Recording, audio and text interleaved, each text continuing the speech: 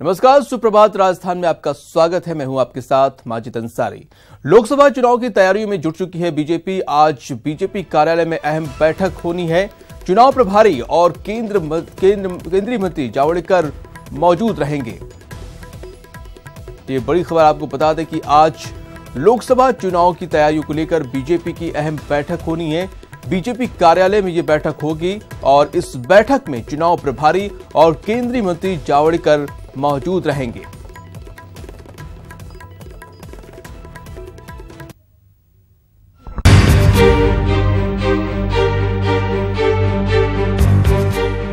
प्रदेश में विधानसभा चुनाव की जंग के बाद अब लोकसभा की लड़ाई के लिए तमाम सियासी दलों ने कमर कस ली है।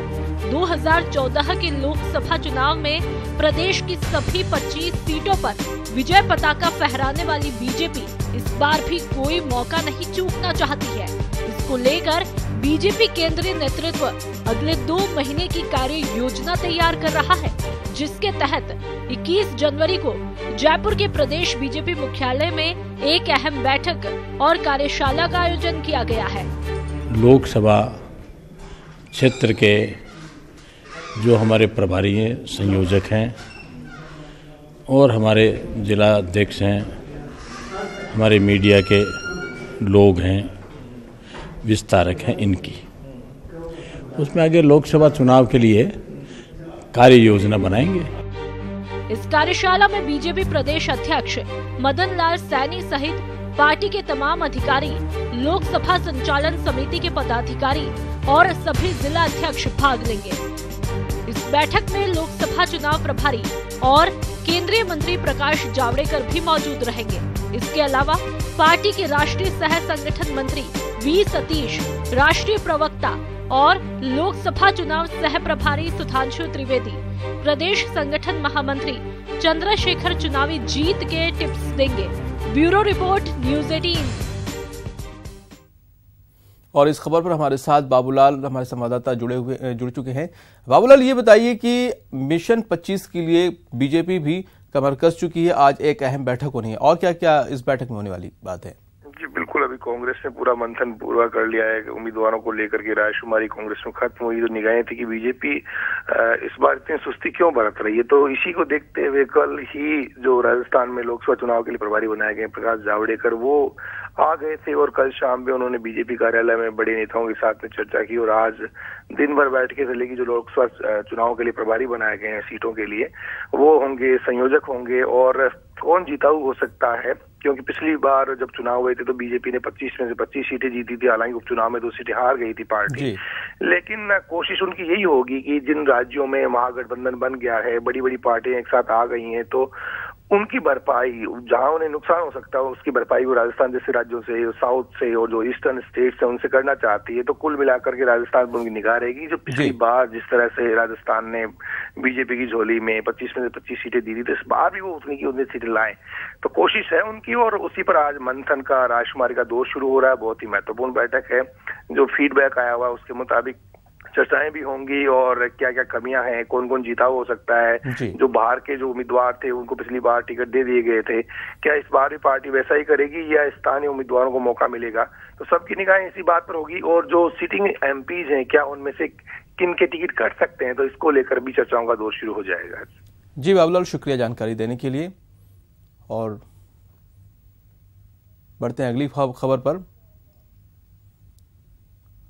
तो कांग्रेस ने मिशन 25 पे माथापच्ची पूरी कर ली है कल रविवार को और अब बीजेपी भी कमर कस चुकी है और आज इसको लेकर अहम बैठक करने जा रही है।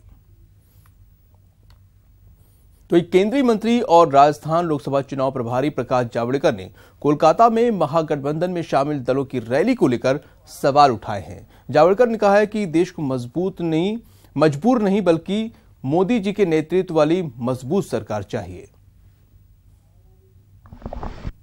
मुद्दे के लिए कोई कमेटी नहीं बनाई। उन्होंने एक ही कमेटी बनाई कल ईवीएम के लिए। अब ईवीएम को शत्रु बनाकर या ईवीएम ठिकरा फोड़ने का एक ठिकाना बनाकर वो अपने पराजय की तैयारी कर रहे हैं।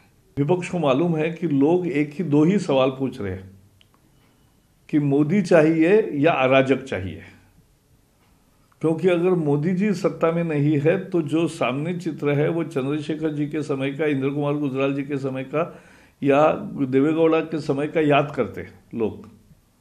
ऐसी अराजक फिर से तैयार होगी, ये लोग नहीं चाहते। वहीं लोकसभा चुनाव की तैयारी में जुटी कांग्रेस की फीडबैक बैठक खत्म हो गई है।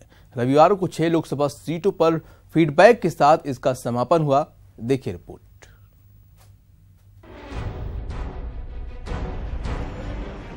मिशन 25 के लिए अब कांग्रेस तैयार है। आगामी लोकसभा में लीड के लिए कांग्रेस की फीडबैक बैठक खत्म हो गई। रविवार को 6 लोकसभा सीटों के फीडबैक के साथ इसके अंतिम रूप को अमली जामा पहनाया गया। कर्ज माफी, बेरोजगारी समेत कई मुद्दों को लेकर कार्यकर्ताओं ने आला कमान को फीडबैक दिया। सब लोगों ने ये कहा है कि कैसे पार्टी को मजबूत बनाया जाए, कैसे जनहित की योजनाएं बनाई जाए ताकि आगामी जो लोकसभा चुनाव है उसमें पार्टी को ज़्यादा से ज़्यादा फायदा मिले। इन बातों पर चर्चा हुई थी। कार्यकर्ताओं का महत्व बढ़ाने के लिए ब्लॉक पर, जिला कांग्रेस पर कार्यकर्ताओं के जो काम है वो मीटिंग करके प्रस्ताव पास करें, डेवलपमेंट के प्रस्ताव पास करें और जिससे कि लोगों को काम हो सकते हैं, कार्यकर्ता का काम से कार्यकर्ता का महत्व बढ़ सके।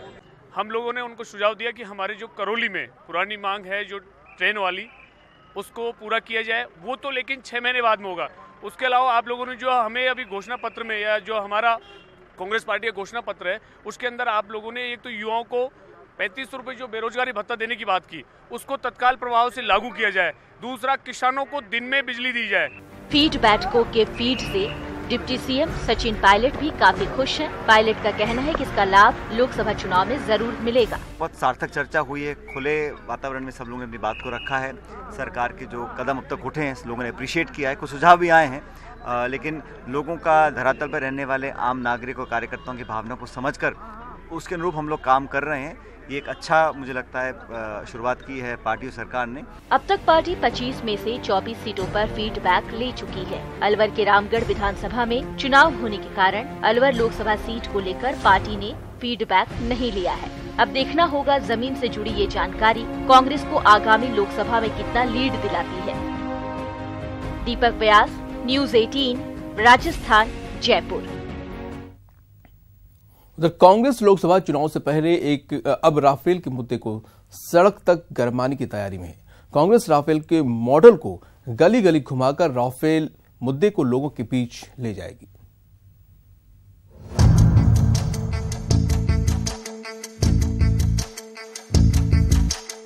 जिस सियासत में मुर्दा मुद्दों को जिंदा रखने का चलन हो, उसमें राफेल जैसे वोट कमाओ मसले को कांग्रेस यूं ही हाथ से कैसे जाने देती।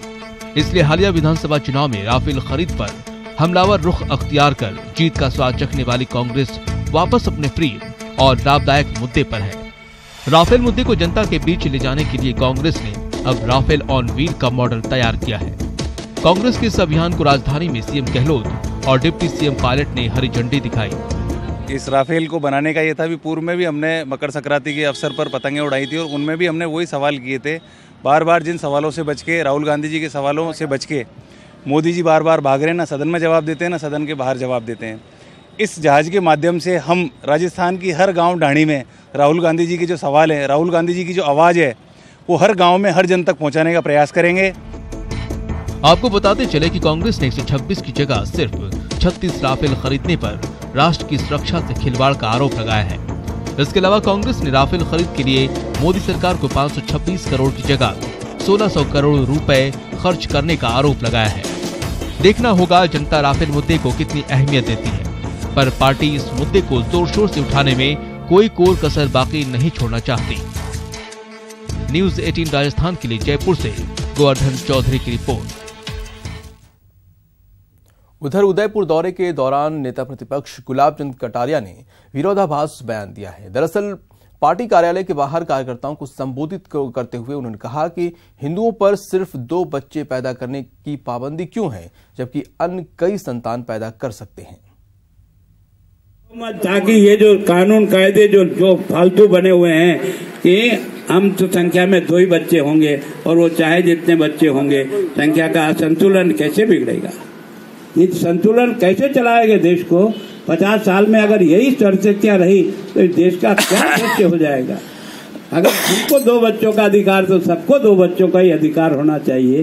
अगर हम 2 बच्चों पर सीमित है तो उनको भी होना पड़ेगा, तब तो इस देश की व्यवस्था को सुधार सकेंगे, बाकी कैसे सुधारेंगे, है ना। हम जितना प्रयत्न करते हैं सब बेकार हो जाता है, और इसलिए कुछ कानूनों को बदलना आवश्यक है देश के लिए। वो कानून तब बदले जाते हैं जब आपका 2/3 बहुमत होगा। बीजेपी के राष्ट्रीय उपाध्यक्ष और प्रदेश की पूर्व मुख्यमंत्री वसुंधरा राजे ने कांग्रेस पर कड़ा प्रहार किया है। झालावाड़ में राजे ने कांग्रेस पर बेरोजगारों और किसानों को झेलने का आरोप लगाया। राजे ने विधानसभा चुनाव में जिले की 4 सीटों पर बीजेपी प्रत्याशियों को विजयी बनाने के लिए आम जनता का आभार व्यक्त किया।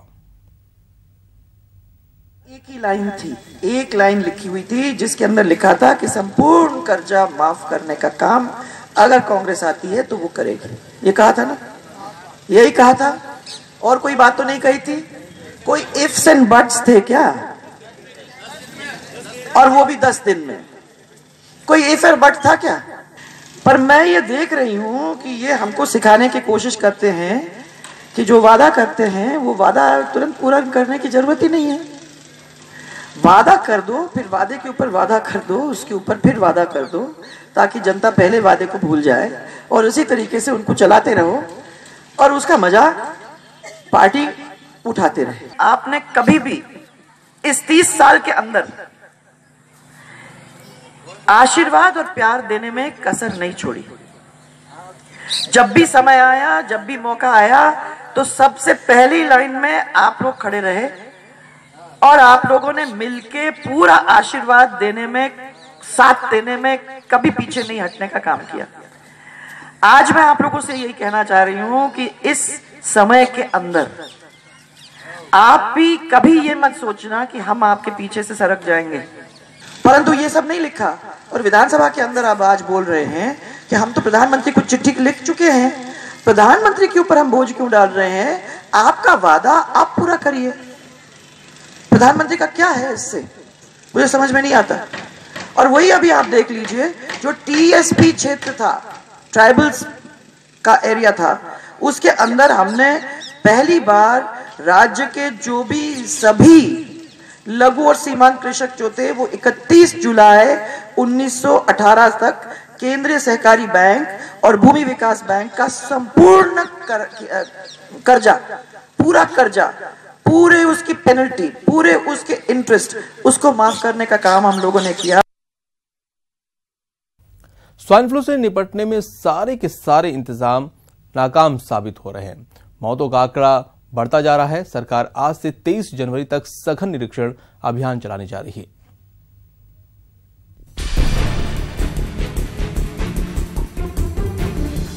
कहर बरकरार, मजबूर सरकार, जनता लाचार। सरकार के तमाम दावों और प्रयासों के बावजूद स्वाइन फ्लू का कहर कम होने का नाम नहीं ले रहा। 1 से 20 जनवरी तक 49 मरीजों की मौत हो चुकी है और 1233 मरीजों में स्वाइन फ्लू के लक्षण पाए गए हैं। ये हाल तब जब प्रदेश सरकार स्वाइन फ्लू से लड़ने में हर तदबीर का इस्तेमाल कर चुकी है। शपथ लेते ही गहलोत सरकार ने चिकित्सा अधिकारियों को स्वाइन फ्लू से निपटने के सख्त निर्देश दिए। इसके बाद प्रदेश के मुखिया ने स्वाइन फ्लू से निपटने में जनता से सहयोग की अपील की, जन जागरूकता की बात कही। जोधपुर जैसे सबसे प्रभावित जिलों में स्वास्थ्य विभाग की टीम ने घर घर जाकर लोगों को इस जानलेवा बीमारी के बारे में बताया और दवा भी दी, पर स्वाइन फ्लू से लोगों का डर कम नहीं हुआ। लोगों के बीच घर कर चुके डर को बेघर करने के लिए स्वास्थ्य मंत्री ने स्वाइन फ्लू को मौसमी बीमारी भी बता दिया, पर हकीकत में हालात बद से बदतर होते गए। अब चिकित्सा और स्वास्थ्य मंत्री रघु शर्मा के निर्देश पर सरकार 21 से 23 जनवरी तक सघन निरीक्षण अभियान चलाने जा रही है।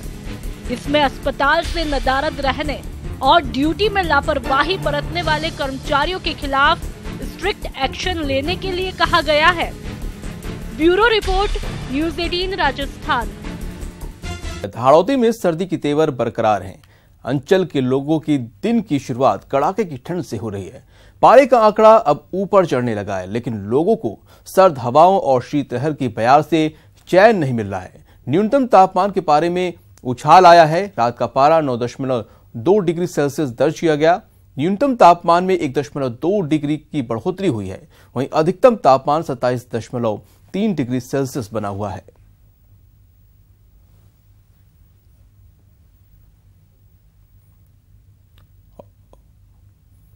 और इस खबर पर हमारे साथ जुड़े हुए हैं भवन पुष्पेंद्र, हमारे संवाददाता। भवन, ये बताइए कि सर्दी का सितम लगातार जारी है, लोगों को निजात नहीं मिल रही है, अभी क्या स्थिति है? जी बिल्कुल, मैं आपको बता दूं कि सर्दी की अगर हम बात करें तो फिलहाल गलन जरूर थोड़ी कम हुई है, हल्का सा पारा भी चढ़ा है, लेकिन जो शीत लहर है वो बरकरार है। जब गाड़ी से आप जाते हैं या पैदल आप जाते हैं तो शीत लहर के जो थपेड़े हैं वो कहीं ना कहीं आम आदमी को सर्दी का एक जो गहरा एहसास है वो करवाते रहते हैं। यही कारण है कि अभी तक पारा बढ़ने के बाद भी लोग अपने गर्म कपड़ों से निजात नहीं पा सके हैं। और प्रदेश भर की अगर हम बात करें तो प्रदेश भर में जो तापमान है वो न्यूनतम तापमान में भी बढ़ोतरी हुई है, तो वहीं अधिकतम तापमान में भी थोड़ा सा पारा ऊपर चढ़ा है। ऐसे में उम्मीद यही की जा रही है कि अगर मावठ का कहीं आसार नजर नहीं आता है तो फिर जो सर्दी है वो धीरे धीरे कम होने लगेगी, क्योंकि मकर संक्रांति के बाद से ही जो धूप के तेवर हैं वो हल्के हल्के से ऊपर चढ़ने लगे हैं, जो पारा है वो ऊपर चढ़ा है। जी तो भवन, ये बताइए कि जो ठंड कड़ाके की पड़ रही उसका रेलवे पे और हवाई यात्रा पे क्या असर पड़ा है, और जो स्कूली बच्चे हैं उन पर क्या असर पड़ा है? देखिए, मैं आपको बता दूं कि स्कूली बच्चों को अगर हम बात करें तो पिछले ही सप्ताह जो कलेक्टर की तरफ से छुट्टियां करी गई थी, उन छुट्टियों को देखते हुए अभी वो छुट्टियां बढ़ाई नहीं गई हैं, क्योंकि अब कहीं पे भी ज्यादातर कोहरा जो हुआ करता है उस कोहरे में कहीं न कहीं लोगों को एक राहत मिली है। कोहरा नहीं है, हालांकि पश्चिमी इलाकों खासतौर पर फतेहपुर शेखावटी की हम बात करें वहां पर जरूर चूरू में भी पारा जो है वो थोड़ा भी डाउन है, और लेकिन प्रदेश भर की अगर ऑल ओवर हम बात करें तो पारे में थोड़ा सा चढ़ाव आया है। ऐसे में लोगों को हल्की निजात तो दोपहर में मिल जाती है, लेकिन सुबह शाम और रात की जो ठंड है उससे लोग निजात नहीं पा सके हैं, और रजाई और गर्म कपड़े अभी भी बिल्कुल बरकरार हैं। मफलर लगाकर ही आपको जाना पड़ेगा। बाइक पे अगर आप जाते हैं बिना मफलर या हेलमेट या टोपे के आप नहीं जा सकते। उसके अलावा गर्म कपड़ों के बिना आप नहीं घूम सकते हैं। सर्दी बरकरार जरूर है, शीत लहर का जो प्रभाव है वो अभी भी जारी है। मौसम विभाग के माने तो आने वाले समय में शीत लहर का यही प्रभाव सर्दी को थोड़ा और लंबा खींच सकता है। जी बहुत शुक्रिया जानकारी देने के लिए। तो सर्दी का सितम लगातार अभी भी जारी है, थोड़ी बहुत राहत जरूर मिली है, लेकिन अभी भी स्थिति बरकरार है। बढ़ते अगली खबर पर। एक और जहां सूबे में सर्दी का सितम देखने को मिल रहा है, तो वहीं दूसरी ओर कड़ाके की ठंड में प्रदेश के कुछ होनहार सड़कों पर अलाव जलाकर रात काट रहे हैं। ये आरएएस अधिकारी हैं जो चयनित तो हो चुके हैं, लेकिन इन्हें अपनी नौकरी नहीं मिल पाई है। लिहाजा इन दिनों वो राजस्थान यूनिवर्सिटी में लगातार धरने पर बैठे हुए हैं। जब देर रात न्यूज 18 की टीम यहां पहुंची तो यहां अलाव जलाकर गांधीवादी भजनों के सहारे धरना स्थल पर चयनित अभ्यर्थी अपनी रात गुजारते नजर आए। राजस्थान विश्वविद्यालय कैंपस में हूं, जहां पर इन दिनों आंदोलनकारियों ने अपनी मांगे मनवाई है सरकार के आगे। पहले व्याख्याता भर्ती के परीक्षार्थियों ने इसी जगह पर आंदोलन किया था। आरएस 2018 के अभ्यर्थियों ने यहां आंदोलन किया और उनकी मांगे कहीं न कहीं मानी गई।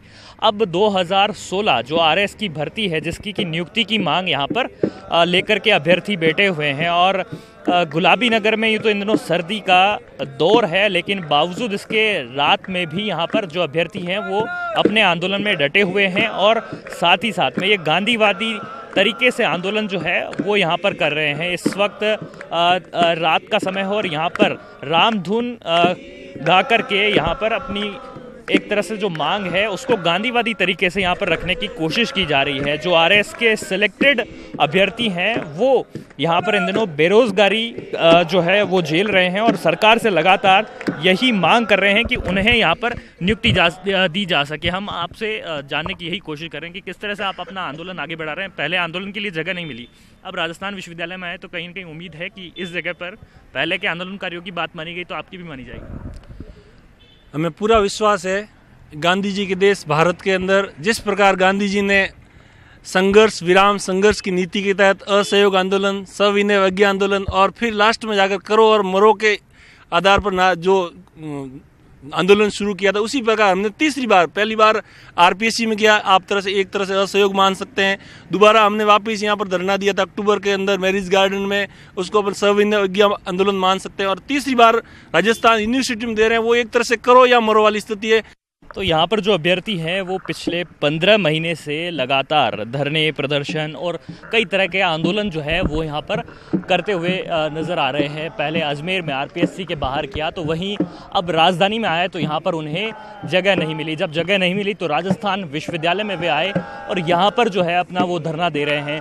लगातार रात हो या दिन हो, आप देख सकते हैं कि किस तरह से यहाँ पर जो अभ्यर्थी हैं उनका यहाँ पर दिन भर आंदोलन चलता है। पीछे यहीं रात वो अपनी गुजारते हैं खुली छत के नीचे, और यहीं पर भले ही सर्दी की परवाह किए बगैर भी जो है वो अपने परिवार से दूर यहाँ पर बैठे हैं। उनमें महिला अभ्यर्थी भी यहाँ पर शामिल हैं और इनकी एक ही मांग है कि उन्हें यहाँ पर जल्द से जल्द जो है नियुक्ति दी जाए, क्योंकि वे आरएस के चयनित अभ्यर्थी हैं और बस अब उनका परिवार जो है नियुक्ति की यहाँ पर मांग रखता है और उम्मीद करता है कि सरकार जो है उनकी मांगों पर सुनवाई करे।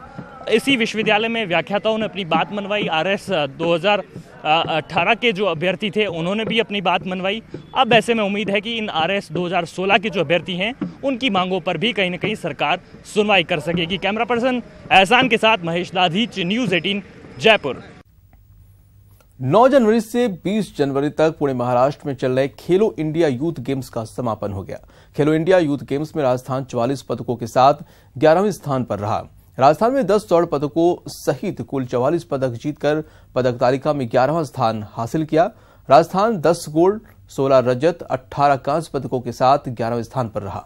तो वहीं महाराष्ट्र 227 पदकों के साथ पहले स्थान पर। पिछले साल राजस्थान खेलो इंडिया यूथ गेम्स में पदक तालिका पर 18वें स्थान पर रहा था।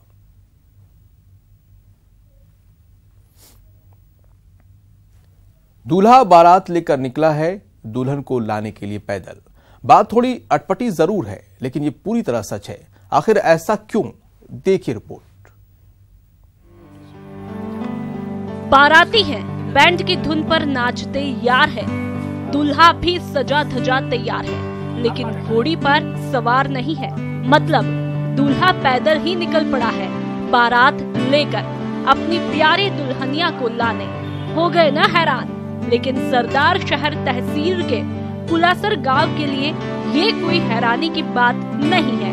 इस गांव में आज भी दूल्हा घोड़ी पर बैठकर बारात में नहीं जाता है। हमारे गांव ने करीबन 600 वर्ष से ज्यादा हो गए वैसे हुए, और इसमें से सबसे पुरानी यही परंपरा रही है कि दूल्हा घोड़ी पे नहीं बैठता, आज भी नहीं बैठता है।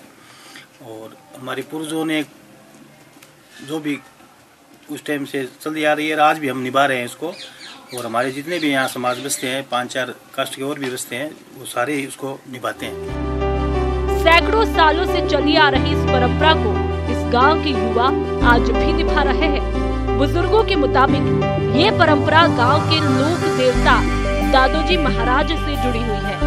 हमारे जो ग्राम देवता हैं, हमारे जो दादाजी हैं, वो सब दूल्हा बने हुए थे और वो घोड़ी पे चढ़ के शायद राजा से उनका मुकाबला हुआ था।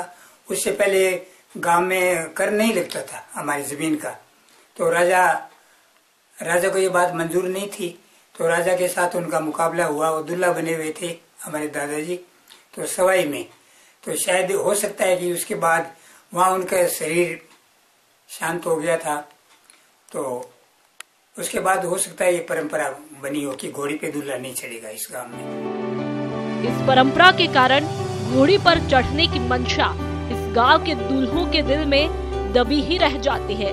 लेकिन सभी लोग सालों से चली आ रही इस परंपरा को पूरे सम्मान के साथ निभा रहे हैं। न्यूज़ 18 के लिए चूरू से मनोज शर्मा की रिपोर्ट। और इसी के साथ इस बुलेटिन में इतना ही। दीजिए इजाजत। नमस्कार।